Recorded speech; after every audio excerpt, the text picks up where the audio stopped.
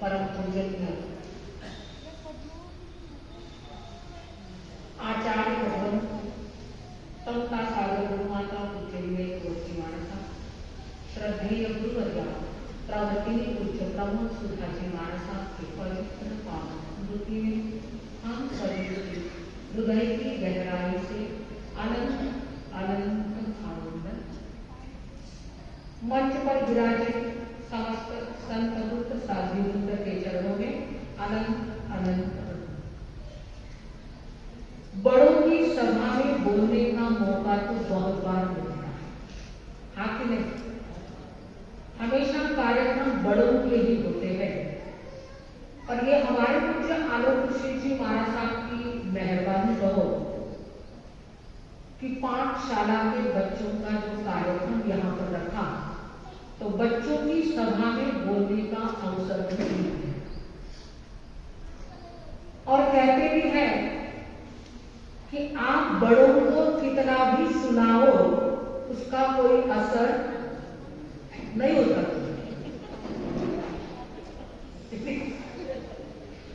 पर हमारे बच्चे जो मन के सच्चे दिल के अच्छे होते हैं वो सुनी हुई बात को याद तो जरूर रखते। जब भी कभी ऐसा मौका आता है, अवसर आता है तो उन्हें याद आता है कि हमें ऐसा पढ़ाया गया, ऐसा सिखाया। ये पाठशाला के बच्चों का प्रोग्राम, पाठशाला जहां जीवन जीने के पाठ पढ़ाए जाते हैं वो होती है, सगा जरा बोलो, पाठशाला होती है जहां जीवन किस प्रकार जीना, कैसे जीना, घर में बड़ों के साथ कैसे रहना, हमारा व्यवहार कैसे होगा, इन सारी बातों की शिक्षा जहां पर दी जाती है, जहां ये संस्कार दिए जाते हैं, उसे क्या कहते हैं? ताबड़ बोलो सबरा, क्या कहते हैं? पाठशाला। अरे वाह, मस्त आवाज काढ़िए। आज सुबह सुबह ही मैंने पढ़ा शिक्षा और संस्कार दो जीवन के मूल मंत्र हैं। शिक्षा और संस्कार दो जीवन के मूल मंत्र है। शिक्षा कभी झुकने नहीं देगी और संस्कार कभी गिरने नहीं देगी। शिक्षा कभी झुकने नहीं देगी।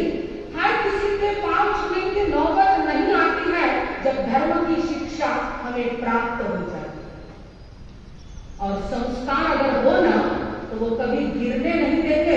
कभी गलत रास्ते पर कदम उठाने के लिए मन हो भी जाए तो संस्कार याद आ जाते हैं और उन्हीं संस्कारों का आदान प्रदान कहां पर होता है? पाठशाला में। इसीलिए पूज्य आचार्य भगवान गुरुदेव का एक सपना था कि हमारे ये ही बच्चे आगे का हमारा भविष्य, तो इन्हें अगर संस्कारित किया जाए तो इनके संस्कारों की खुशबू से घर, आंगन, परिवार, परिसर, वातावरण महकता है।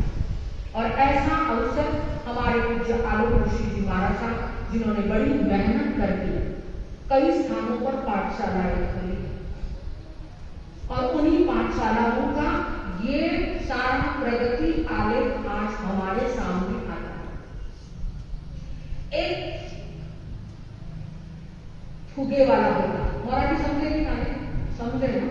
एक फुगे वाला होता आणि त्याच्याकडे रंगबिरंगी फुगे होते, सगळे फुगलेले आणि त्यांनी वरती असे लावलेले होते आणि रस्त्याला आवाज लावत लावत तो जात। तिथं लाल, पिवळा, हिरवा, निळा, पांढरा सगळे फुगे होते। एका लहान मुलानं पाहिलं की सगळेच रंग आहे, मग काळ्या रंगाचा फुगा काढला। काय प्रश्न आला त्याच्यामध्ये की काळ्या रंगाचा फुगा का नाही? आणि त्याने मागून जाऊन त्या फुगेवाल्याचा शर्ट पकडला आणि त्या फुगेवाल्यानं मागे वळून पाहिलं की कोण माझं शर्ट पकडतोय? पाहिलं तर लहानसा मुलगा म्हणे, बेटा तुला काय पाहिजे? कशाकरता माझा शर्ट पकडला?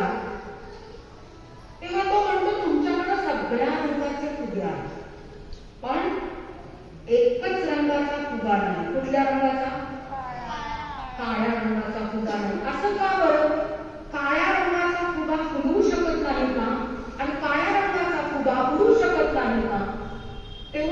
फुगेवाल्यांना फार सुंदर उत्तर दिलं की फुगा आतून खालीच असतो. फुगा आतून बोलो ते खाली आहे का भरेला आहे? भरेलाच आहे ते. फुगा आतून खालीच असतो, फक्त त्यात हवा भरली जाते. बरोबर आहे? आणि त्या हवेमुळं तो फुगा उडत असतो. मग तो काळा असो, निळा असो, पिवळा असो, हिरवा असो, कुठलाही असो, पण त्या हवेमुळं त्या ऑक्सिजनमुळं तो उडत असतो. आता हवा पण दोन प्रकारची असते. एक असतं कार्बन डायऑक्साईड आणि एक असतं ऑक्सिजन म्हणजे प्राणवायू. बरोबर आहे? दोन प्रकारची असते. आपल्या शरीराला कुठली आवश्यक असते? प्राणवायू. ऑक्सिजन आवश्यक असतं, कार्बन डायऑक्साईडची आवश्यकता नसते. आणि जे पण काही आपल्याकडं कार्बन डायऑक्साईड गोळा झालेला आहे, म्हणजे नेगेटिव्हिटी गोळा झाली आहे, नकारात्मकता गोळा झालेली आहे ना, तर हे सगळं जर आतमध्ये भरलं ना, तर आपलं जीवन उंचीवर जाऊ शकत बोला नाही. असं वाटत तर मला तरी कान चोखाने किंवा मला तरी आवाज चोखतो काहीतरी एक बात उंचीवर जाऊ शकत नाही. त्याच्यात कार्बन डायऑक्साईड नाही पाहिजे. काय पाहिजे त्याच्यात? ऑक्सिजन पाहिजे. आणि जेव्हा हे संस्काराचं ऑक्सिजन आम्हाला मिळतं ना, तेव्हा आमच्या जीवनाचा फुगा पण उंचीवर जाऊ शकतो. म्हणून काय करायचं? ऑक्सिजन म्हणजे संस्कार, ऑक्सिजन म्हणजे पॉझिटिव्हिटी, ऑक्सिजन म्हणजे सकारात्मकता. हे जेव्हा आपल्याकडे असेल ना, आणि हे मिळवण्यासाठी आपल्याला कुठं जावं लागेल? हे बोलत आहोत. कुठं जावं लागेल? शाळेत जावं लागेल. तिथं आपल्याला हे ऑक्सिजन मिळणार आहे. आणि या ऑक्सिजनची किंमत करता येत नाही. ते फक्त धर्मस्थानकामध्ये, पाठशाळेमध्ये, संत साधीजींच्या सानिध्यामध्येच मिळू शकतं. म्हणून एक गोष्ट लक्षात ठेवायची की आपल्याला हे ऑक्सिजन मिळवायचं आहे. म्हणून आपण पाठशाळेत जायला पाहिजे. पाठशाळेचं निर्माण तर हवा आमच्या आदर्शची महाराष्ट्राने केलं, पण त्याच्याकरता महत्व आई वडिलांनी समजलं पाहिजे की आपण आपल्या मुलांना बाहेरचे सगळे क्लासेस करण्याकरता जितक्या चिंतेने, जितक्या काळजीने पाठवतो, तितक्या चिंतेने पाठशाळेत पाठवतो. हा की नाही? खानाकडून उत्तर दे. आठवण बरोबर पाठवतो का? नाही. कारण आम्हाला बाहेरचं शिक्षण फार महत्वाचं आहे, पण जीवनात जरूर धर्म के शिक्षण की ही होती है. बाहर की कितनी भी डिग्रियां मिला लो, जब तक जीवन जीने की कला, जीवन जीने का सलीका, जीवन जीने का तरीका नहीं आता न बंधुओं, तब तक बाहर की डिग्रियां शून्य हो. मॉडर्न बनने के चक्कर में हम संस्कारों से गोल्डन बनना भूल जाते हैं. हम करियर को महत्व देते हैं, पर कैरेक्टर को महत्व नहीं देते. तो ध्यान रखना कि महत्व कैरेक्टर का होता है और उसी कैरेक्टर का निर्माण पाठशाला में किया जाता है. आज बच्चों ने प्रतिक्रमण पाठ किया. प्रतिक्रमण पाठ करना भी आसान नहीं होता है. उसके लिए मेहनत तो करनी ही पड़ती है, और जो मेहनत करता है उसे मोती मिल ही जाती है. जो पुरुषार्थ करता है उसे जीवन का अर्थ भी मिल ही जाता है. तो ऐसा पुरुषार्थ, ऐसी मेहनत हमारे इन बच्चों ने की है कि जिन्होंने पूरा प्रतिक्रमण याद किया. एक बार क्या हुआ था? संवत्सरी का दिन था और प्रतिक्रमण शुरू हो चुका था. संवत्सरी के दिन प्रतिक्रमण में कितने लोगों का कायस्थ होता है? सुखो आवाज दो. 20 लोगों का कायस्थ होता है. और जैनी चाहे पूरे 12 महीने स्थानक में नहीं आएगा, पर प्रतिक्रमण करने के लिए संवत्सरी के दिन तो पहुंच ही जाता. ऐसे ही सारे नवयुवक बैठे हुए थे और प्रतिक्रमण कर रहे थे. और 5वां आवश्यक शुरू हुआ, जिसमें 20 लोगों का कायस्थ करना. अब एक नवयुवक ने सोचा कि वही लोग बार बार क्या